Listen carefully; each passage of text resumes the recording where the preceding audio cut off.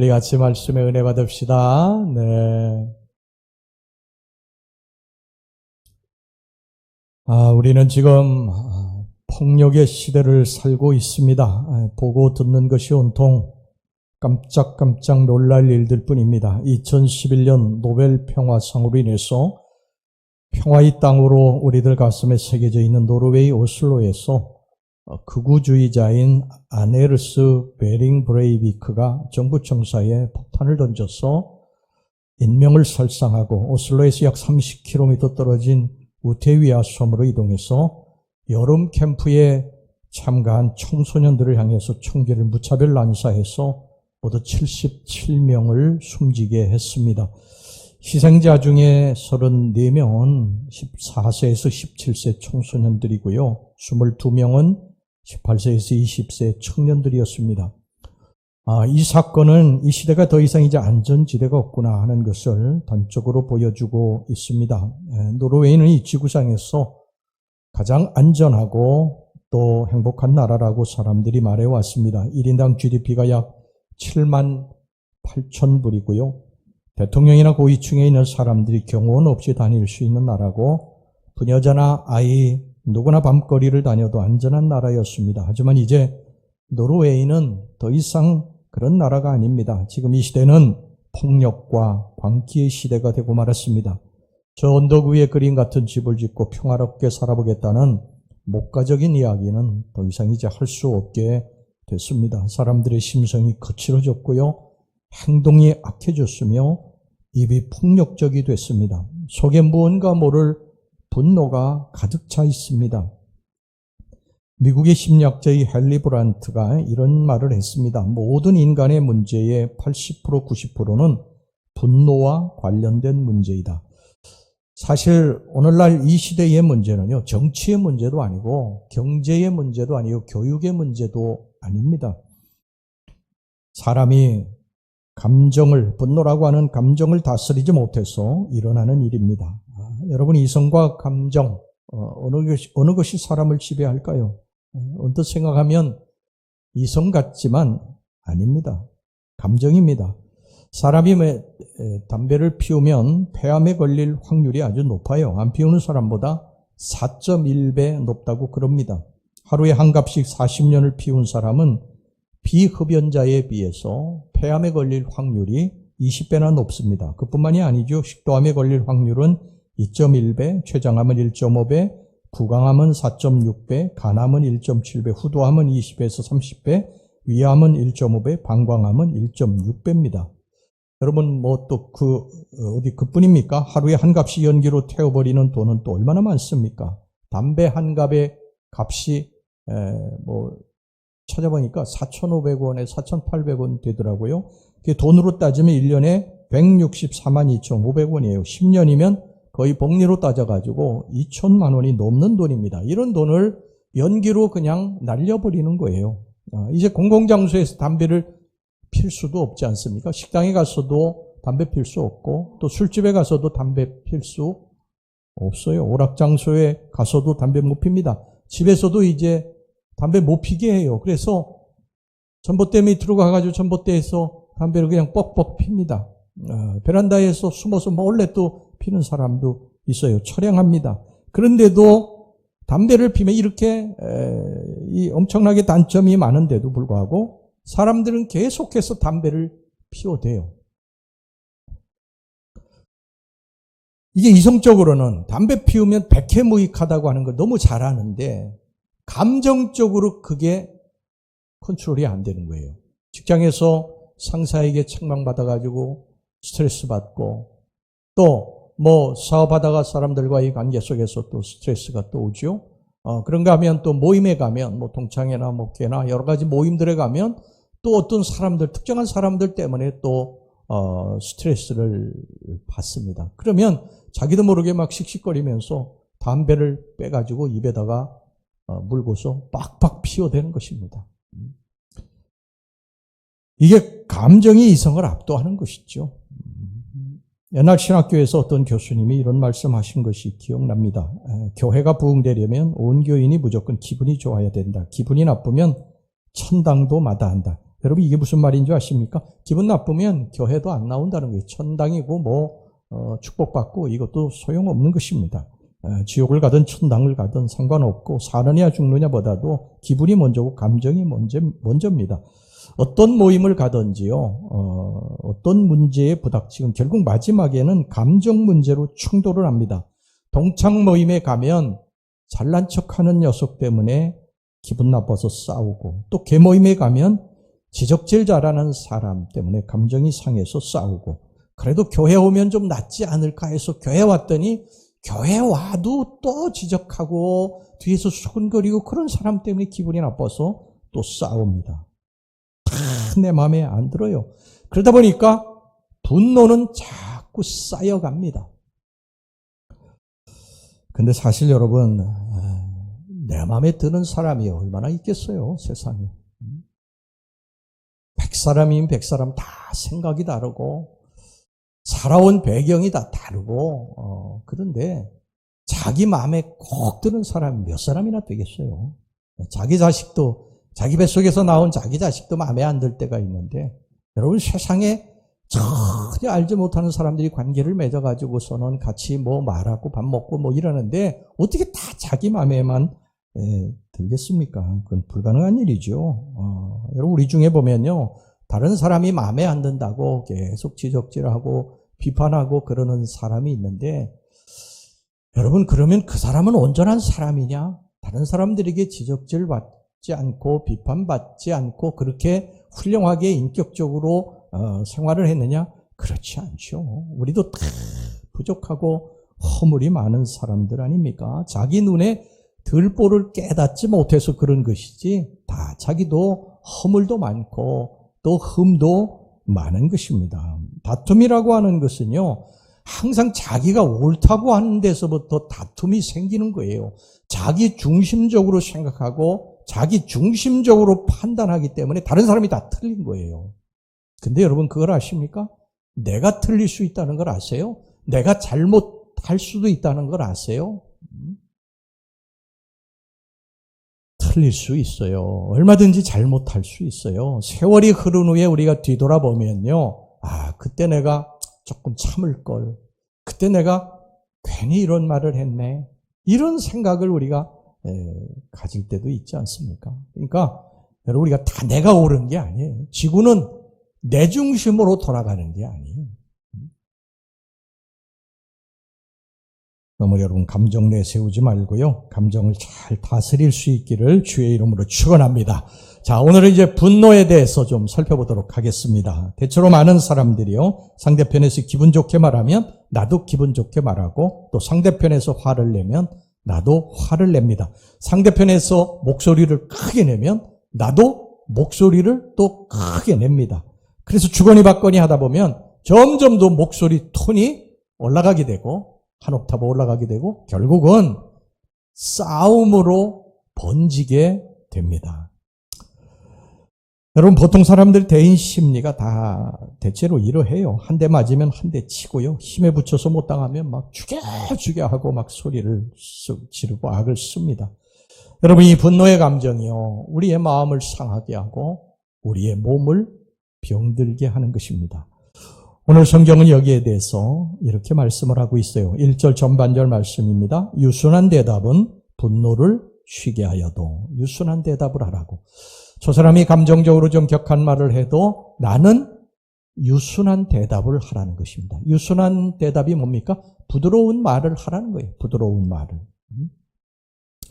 상대방이 나를 보고 화를 내고 감정적으로 나올 때 같이 화내고 감정적으로 나오지 말고 부드러운 말을 하라는 거예요. 그러면 상대방의 분노가 풀리고 싸우지 않게 된다는 것입니다. 근데 사실 이게 쉽습니까? 쉬워요? 쉽지 않습니다. 상대방이 여러분 감정적으로 막 격하게 나오고 막 비판하고 지적하는데 내가 부드러운 대답을 하는 것은 굉장히 어려운 일이죠. 그러나 우린 노력해야 됩니다. 우리가 예수 믿는 사람이기 때문에 예수님의 모습을 닮아가기 위해서 우리는 끊임없이 노력해야 돼요. 그래서 어제보다는 오늘보다는 내일이 좀 더 성숙하고 말도 좀 인격적이고 좀 그런 성도들로 바뀌어져야 우리들이 신앙생활하는 우리 성도라고 말할 수 있지 않겠습니까? 우리가 처음에는 어렵지만 나중에는 또 할 수 있어요. 우리가 할 수 없으면 주님께 맡기는 것입니다. 주님, 도와주세요. 이것을 감당할 수 있는 힘을 주세요. 그러면 또 주님이 그 감당할 수 있는 힘을 주시고요. 유순한 대답을 할 수 있는 마음의 여유를, 넉넉한 여유를 또 주십니다. 여러분, 유순한 대답은 사람의 마음을 치료합니다. 성경은 이를 생명나무에 비유해서 말씀하고 있어요. 4절 말씀을 보겠습니다. 온순한 혀는 곧 생명나무이지만 패역한 혀는 마음을 상하게 하느니라. 생명나무라고 하는 뜻은 뭐냐면 사람을 살리는 나무라는 뜻이에요. 온순하고 부드러운 혀가 사람을 살리고 가정을 살립니다. 부부간에도 서로 부드러운 말을 하게 되면 싸움을 하지 않게 됩니다. 어느 부부가 있었어요. 결혼한 지 20년이 지났는데 20년 동안 정말 서로 미워하면서 피 터지게 싸웁니다. 말다툼이 일어나게 되면 서로 상대방이 어떻게 하면 상대방이 상처를 받을까 그런 말들만 막 골라서 그 상대방에게 내뱉는 것입니다. 그러니까 또 상처받은 또 한쪽의 배우자는 또 자기도 막 상처 주는 말을 하면서 만신창이가 돼서 그렇게 싸우는 것입니다. 어느 날도 부부가 싸움이 붙었어요. 싸움이 붙어가지고 막 아내가 남편의 단점에 대해서 지적을 하면서 소리를 고래고래 지르는데 옛날 같으면 남편이 막 또 자기도 큰 소리를 내면서 막 아내의 단점에 대해서 막 지적하고 비판하고 그렇게 싸워야 되는데 남편이 아내의 지적하고 비판하며 고래고래 소리 지르는데 남편이 이렇게 하더래요. 여보, 나 만나서 정말 20년 동안 고생 많았네. 나 때문에 당신이 이렇게 성격이 이렇게 안 좋아진 것 같아. 그러는 거예요. 그러니까 이 남편이 너무 놀란 것입니다. 평소에 이 아내가 너무 놀란 거예요. 평소에 남편 같지 않으니까 이 사람이 나를 뭐 놀리나? 처음에는 그렇게 생각을 했는데 나중에 이렇게 대화를 하다 보니까 이게 진심인 것을 알게 된 것입니다.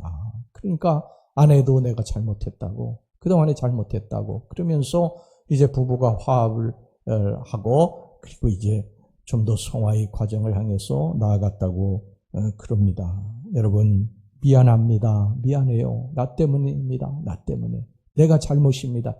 여러분 이 한마디면 우리가 싸움을 사실 그칠 수 있거든요. 근데 우리가 이걸 못해요. 이걸 못해서 자기가 옳다고만 항상 생각해서 상대방에 상처 주고 마음을 아프게 하고 그러고서 분쟁을 자꾸 만들어가는 거예요. 여러분 우리 이런 말에 대해서 우리 조금 더 한번 깊이 생각해 보고요. 말에 흠이 없는 자면 정말 온전한 자라고 성경에도 말씀을 하고 있지 않습니까? 여러분 예수님의 말은요. 우리가 믿는 예수님의 말은 생명나무 말이었어요. 사람을 살리는 말이었어요. 하루는 죄인인 막달라 마리아가 예수님께 찾아왔는데 죄인이라고 사람들이 막 욕하고 비난하고 그러기 때문에 예수님 앞에 감히 나오지도 못하고 뒤에서 예수님을 이렇게 바라보는데 눈물이 펑펑 쏟아지는 거예요. 그래서 그 눈물이 쏟아지면서 예수님의 발에 그 눈물이 쏟아졌어요. 그러니까 이 여인이 막달라 마리아가 허리를 굽히고 자기의 머리털로 예수님의 발을 씻기면서 그냥 엉엉 웁니다. 그리고 그 발을 씻긴 후에 거기다가 향유를 부었어요. 여러분 이 아름다운 사건이요. 이 장면이 누가복음 7장 38절에 나옵니다. 예수의 뒤로 그 발 곁에 서서 울며 눈물로 그 발을 적시고 자기 머리털로 닦고 그 발에 입 맞추고 향유를 부으니 유대 나라는 비가 오지 않아요.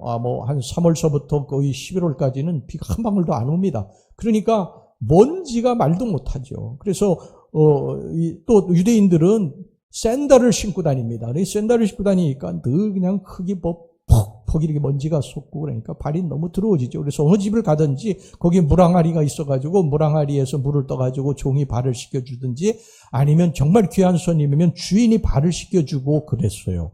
그랬는데 예수님을 아무도 닦아주는 사람은 없죠. 그런데 이 막달라 마리아가 자기의 눈물로다가 예수님의 팔을 닦아주는 게 머리털로다. 자기 머리털로. 그리고 거기다 향유를 부은 것입니다. 이 막달라 마리아가 얼마나 예수님을 사랑했는지를 알 수가 있죠.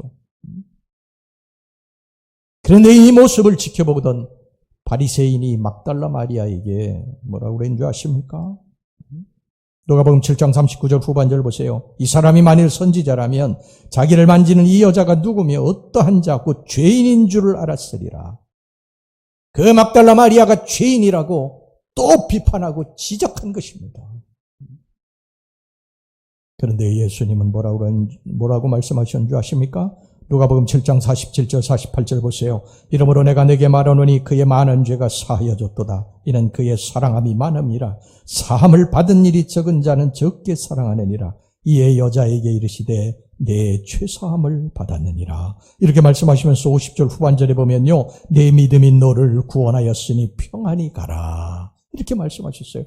바리새인들은 막 죄인이라고 지적하고 비판하고 그랬는데 예수님은 이제 죄가 사해졌다고 평안히 가라고 그렇게 사람을 살리는 말을 하신 것입니다. 마리아는요, 이 예수님의 말을 듣고요, 그의 인생을 예수님께 바치기로 결심을 하게 됩니다, 거기에서. 그래가지고 예수님 십자가에 달리시기 위해서 골고다 언덕을 올라가실 때 그때 제자들 다 도망쳤지 않습니까? 막달라 마리아는 이 골고다 언덕을 올라가고 예수님 십자가에 달리실 때에 그 곁에 아무도 없었지만 막달라 마리아는요, 예수님 바라보면서 통곡하고 울고 예수님이 이 묻히신 그 무덤가로 달려가서 부활하신 예수님을 거기서 만나고 부활의 최초의 증인이 됩니다. 그러니까 이 한마디 말이, 예수님의 이 한마디 말이 이 여인을 살린 거예요. 여러분, 우리들이 내뱉는 말이 사람을 살리기도 하고 죽이기도 하는 걸 아십니까? 저와 여러분의 말이 예수님의 말처럼 사람을 살리는 생명나무의 말이 되시기를 주의 이름으로 축원합니다. 어느 작은 시골 마을의 성당에 신부가 미사를 드리고 있었습니다. 어린아이들이 신부를 돕기 위해서 이제 시중을 들었어요. 그런데 그 시중 드는 아이 중에 한 아이가 실수를 해가지고 포도주 잔을 떨어뜨리게 됩니다. 포도주 잔이 깨지게 되고 포도주가 엎질러졌어요. 신부가 그걸 보고요, 그 아이의 뺨을 때렸습니다. 그리고 다시는 제단 앞에 얼씬거리지 말라고 그렇게 소리쳤어요. 아이가 울면서 돌아갔습니다. 이 아이가 여러분 죽을 때까지, 이 신부의 말처럼 죽을 때까지 성당에 나타나지 않았어요. 이 아이가 누군지 아십니까?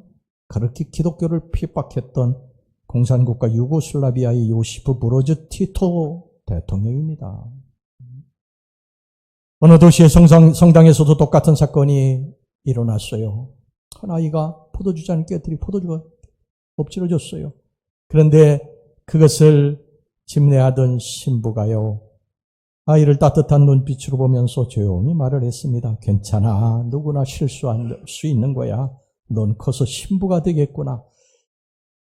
여러분, 이 아이가 그 신부의 말을 듣고 살아났어요. 신부가 살리는 말을 해서 이 아이가 살아났어요. 여러분, 이 아이가 커서 누가 됐는 줄 아십니까? 대주교, 위대한 교육가이고 작가이던 풀턴 신 대주교가 됐습니다. 그의 저서의 The Life Christ는요, 정말 대단히 훌륭한 책입니다. 그래서 캐톨릭뿐만 아니라 개신교에서도 수많은 사람들이 읽는 그러한 책이죠. 한쪽의 말은 사람을 죽였고 한쪽의 말은 사람을 살렸습니다. 한쪽은 죽음나무 말을 했고 다른 한쪽은 생명나무 말을 했습니다. 우린 과연 어떤 사람입니까? 어떤 말을 하고 살아갑니까? 여러분들의 말로 인해서 혹시 사람들이 상처받고 고통을 당하고 죽지 않습니까? 아니면 여러분들의 이 한마디 말로 인해서 사람이 살아나고 위로받고 새 힘을 얻고 일어나고 있지는 않습니까? 여러분 어떤 사람입니까? 이 입을 가지고 어떤 말을 하고 여러분들 살아가고 계십니까? 다른 사람을 살리는 생명나무 말에는 4가지 형태가 있어요. 첫 번째는 친절한 말입니다. 데이 셰퍼트라고 하는 사람이 쓴 이 새 황금문이라는 책이 있는데 유명한 책입니다. 사람이 어떤 말을 하고자 할 때는 반드시 이 세 문을 통과해서 말하라는 거예요. 오늘 여러분들이 이 말씀을 좀 잘 기억하시기 바랍니다. 말을 하기 전에 이 세 문을 통과한 다음에 말을 던지면 여러분 실수가 아주 적게 될 것입니다. 말로 인해 다른 사람이 크게 상처 주지 않게 될 거예요. 첫째 문은 내가 지금 하고자 하는 이 말이 참말이냐 하는 것입니다. 거짓이 없느냐는 거예요. 정말 참말이냐. 아무런 근거도 없는 말을 함부로 해서는 안 된다는 것입니다. 남이 한 말을 사실 여부도 확인하지 않은 채 퍼뜨리는 행위를 해서는 안 된다는 것입니다. 거짓말을 하는 사람이 있어요. 남에 대해서 험담하는 사람이 있어요. 드러나지 않은 말에 대해서 자기의 주관을 섞어서 이야기하는 사람이 있어요. 여러분, 이 말에 대해서요, 반드시 나중에 주님이 책임을 물으실 것입니다. 그리고 자기도 말한 대로 그대로 겪게 될 거예요. 이게 하나님의 심판입니다. 마태복음 12장 36절 37절 보세요. 내가 너희에게 이르노니 사람이 무슨 무익한 말을 하든지 심판날에 이에 대하여 신문을 받으리니 내 말로 의롭다함을 받고 내 말로 정죄함을 받으리라. 그러니까 우리는 참말을 해야 된다. 거짓말을 해서는 안 된다. 어떤 사람에 대해서 이야기할 때 자기의 주관을 섞어서 거짓말을 하면은 안 된다. 참말을 해야 된다. 그 다음에 이게 첫 번째 문이고요. 그 다음에 두 번째 문은 뭐냐면 내가 지금 하려고 하는 이 말이 과연 지금 이 상황에 꼭 필요한 말인가? 이게 참말이라 할지라도 이 상황에서 이 사람에게 해서 필요한 말이냐? 이걸 따져서 하라는 거예요. 그렇지 않으면 그 사람에게 엄청난 상처와 고통과 아픔을 줄 수 있기 때문에 그런 것입니다. 그 다음에 세 번째 문은 뭐냐면 내가 하는 말이 친절한 말이냐, 따뜻하게 유순한 말을 하고 있느냐. 이 말이 꼭 필요한 말이라 할지라도 말을 할 때는 상대방이 덜 상처받도록 따뜻하고 온유하게 그렇게 말을 해야 된다는 것입니다. 이게 데일 셔퍼트가 쓴 새 황금문이라는 책에 나오는 글이에요. 우리는 이 세 문을 통과해서 좀 대인관계에서 좀 인격적으로 말을 하자. 그러면 훨씬 더 여러분 말의 실수를 줄일 수 있게 될 줄로 믿습니다. 어느 신혼부부가 첫날 밤을 맞아가지고요 서로 약속을 했다고 그럽니다. 우리의 결혼 생활도 다른 사람들이 그랬듯이 평탄하지만은 않을 것이요. 그럼 어떻게 하면 평탄할 수 있을까요? 그래서 부부는 한 가지 합의를 했습니다. 우리 서로 기분 나쁜 일이 있거나 따지고 싶은 말이 있거든 하루가 지난 다음에 말하기로 합시다. 이렇게 합의를 한 거예요. 그래가지고 그냥 따지고 싶은 말이 있어도 좀 상대방이 좀 못마땅해도 24시간이 지난 다음에 그것을 이야기하니까 어떻게 됩니까? 감정이 이제 누그러들게 되는 거예요. 그러니까 다툼이 일어나지 않게 되는, 싸움이 일어나지 않게 되는 것이죠. 그래서 그 부부는 평생을 싸움 없이 행복하게 살았다고 그럽니다. 여러분 약간이라도 언짢은 일이 있으면요 들어오는 문간부터 큰 소리를 내는 게 우리 아닙니까? 하루만 참으면 될 것을 우리는 그러지 못합니다. 심지어 1분만 참아도 화를 누그러뜨릴 수 있는데 그걸 잘 못해요 우리가요. 1분은 고사하고 그냥 심호흡만 3번 해도 화를 누그러뜨릴 수 있다고 그럽니다. 그렇게 3번만 해도 화를 누그러뜨릴 수 있다. 대인관계, 부부 문제뿐만 아니라 모든 사람과의 관계에서 우리가 항상 기억하고 좀 실천해야 될 그러한 일입니다. 우리는 너무 속전속결로 내뱉어버리죠. 그래, 당연히 좋지 않습니다. 내뱉은 말의 파급 효과에 대해서 우리가 한 번쯤은 생각하고 말을 내뱉어야 되는데, 그냥 생각도 안 하고 말을 내뱉는 거예요. 여러분, 성경에 보면요, 우리의 말을 불이라고 그랬어요. 불.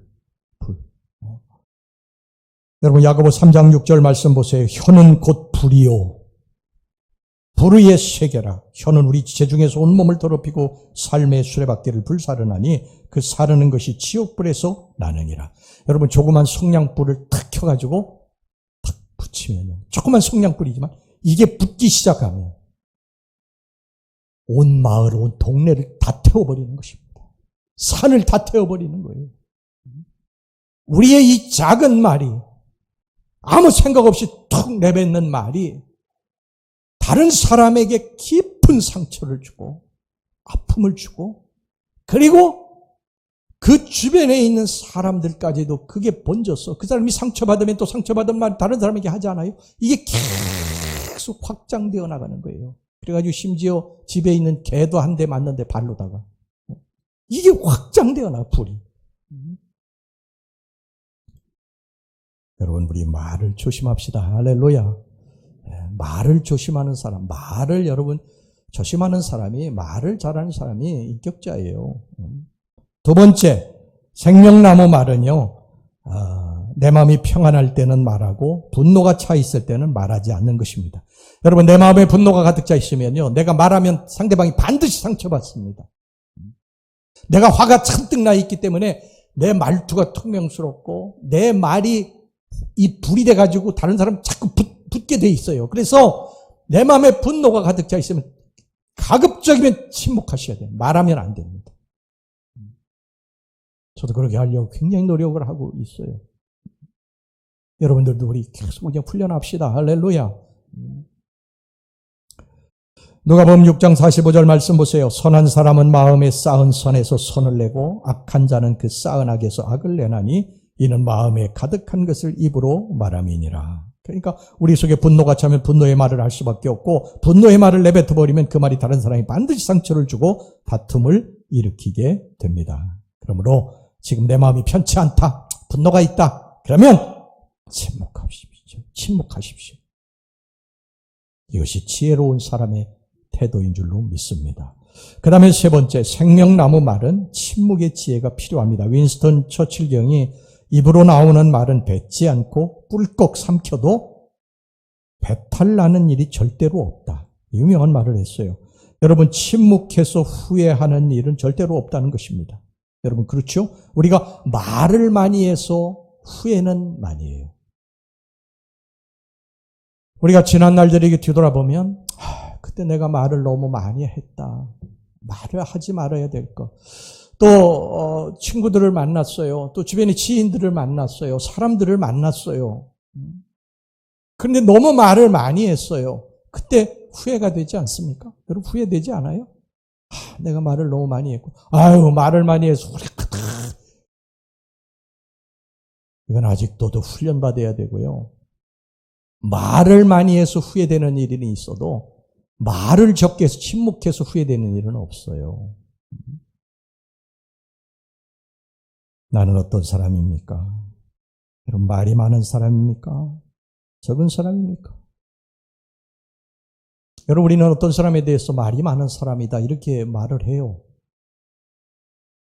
그 사람의 모습을 떠올리면 그 사람은 말이 많은 사람이다.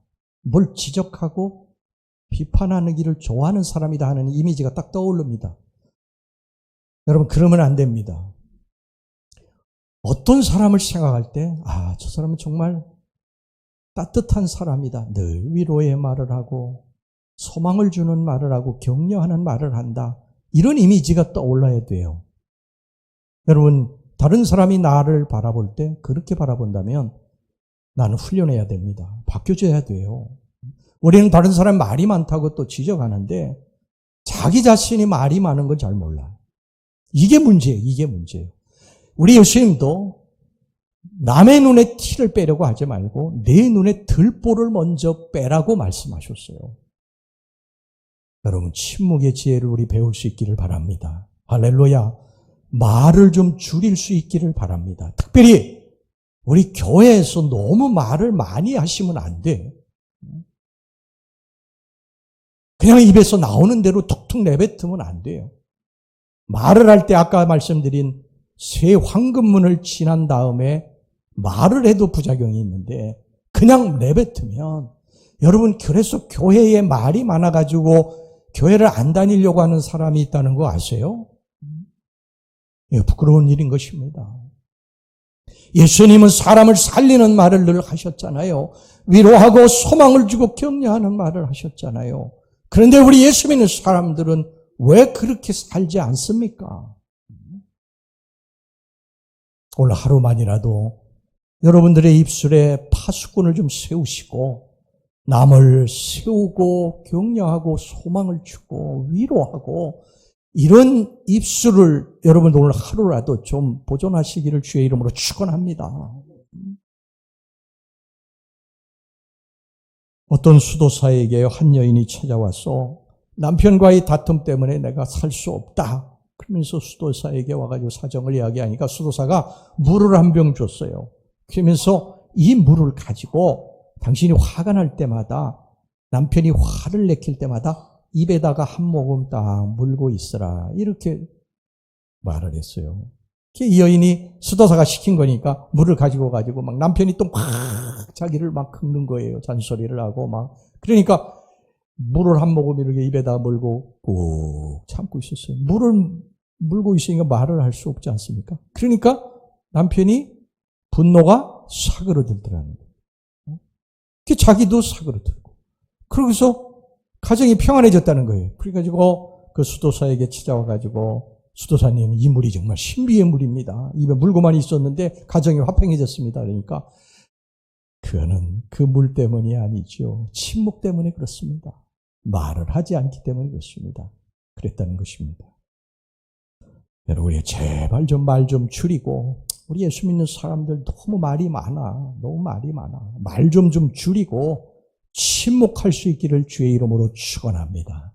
말을 하려거든 소망의 말, 사람을 살리는 말, 생명나무 말을 좀 할 수 있기를 주의 이름으로 축원합니다. 그 다음에 네 번째 생명나무 말은요, 조심스럽게 말하는 거예요. 이성이 아니라 감정이 상처받기 때문입니다. 어떤 며느리가 시어머니에게 끝까지 말대답을 합니다. 시어머니가 속이 상해가지고 너 정말 꼬박꼬박 그렇게 말대답할 거냐? 이렇게 보록 소리를 지릅니다. 그랬더니 며느리의 말이 어머니 말대답이 아니라 이치가 그렇다는 거예요. 이치가. 여러분 이치가 무슨 소용이 있습니까? 지금 시어머니가 며느리 이치가 옳고 그런 것 때문에 화가 난 거예요? 아니잖아요. 감정이 상해서 화가 난 거 아닙니까? 옳고 그런 건지 상관이 없어요. 감정이 상하면 내가 틀리고 상대방이 오라도 절대 화를 풀지 않습니다. 이게 인간의 감정이에요. 여러분 자꾸 따지지 마시기 바랍니다. 따지는 사람은요 감정을 상하게 해요. 그 따지는 사람은요 친구가 없어. 친구가. 왜냐하면 저 따지는 사람이 옳기는 해. 말이 옳아. 그런데 기분은 안 좋아. 그러니까 그 사람하고 친구 안 해요. 그래 너 잘났다. 내 속으로 그렇게 하고 안 해. 그런 사람은 친구하기 싫잖아. 그저 따뜻한 말을 하고 품어주고 좀 인격적으로 우리 훌륭한 우리 성도들이 될 수 있기를 주의 이름으로 축원합니다. 어느 남편에게요 아주 똑똑한 아내가 있었대요. 최고의 대학을 나와가지고 아름다운 미모 가지고 아주 사리가 밝고 분명했다고 합니다. 근데 이 남편이 바람을 피운 거예요. 그래가지고 이 여자가 충격을 받았습니다. 더 충격을 받은 건 뭐냐면 자기 남편이 바람을 피운 여자가 미모도 못생겼고 배운 것도 없고 똑똑하지도 않은 것입니다. 그래서 화가 머리끝까지 나가지고 아내가 내 남편에게 뭐라고 따졌느냐면요. 당신 바람을 피려면 좀 제대로 된 여자, 나보다 훨씬 더 나은 여자하고 피지 나보다 훨씬 못 미치는 이런 여자하고 바람을 펴? 그러니까 이때 남편이 이렇게 말을 했답니다. 그 여자가 당신보다 못난 것은 사실이지. 똑똑하지도 못하고 많이 배우지도 못해서. 하지만 그 여자는 날 편하게 해줘. 날 쉴 수 있게 해줘. 그랬다는 것입니다. 잘 따지는 건 이건 이렇고 저건 저렇고 논리정연하게 말하는 사람 압박하는 것 참 피곤한 것이죠. 여러분 이론의 문제가 아닙니다. 감정의 문제예요. 똑똑해서 망한 사람 정말 많습니다. 그냥 여러분 아무쪼록 말을 잘 다스리시기를 바랍니다. 좀 언짢은 세상에 여러분 이 좋은 말 들어도 살기 힘든 세상 아니겠어요? 그런데 막 지적하고 비판하고 그저 험담하고 뒤에서 막 그런 말을 들으면 여러분 살만 나겠습니까? 우리 사랑하는 평강교회 성도 여러분, 우리 교회가 평강교회 아닙니까? 평강. 우리 서로 평강을 좀 줄 수 있기를 간절히 바랍니다. 할렐루야. 서로 좋은 말을 좀 해주시고, 권사님 힘드셨죠? 많이 힘드셨죠? 제가 뒤에서 기도하고 있습니다. 그 권사 있잖아. 뭐가 뒤에서 그냥 욱신거리고. 여러분 제발 그렇게 하지 마세요. 그 인격이 덜 된 것입니다. 침묵의 지혜를 배우시길 바랍니다. 할렐루야. 그래서 우리 좀 더 성숙한 사람을 살리는 이 생명나무의 말을 우리 모두 할 수 있기를 다시 한번 주님의 이름으로 축원합니다.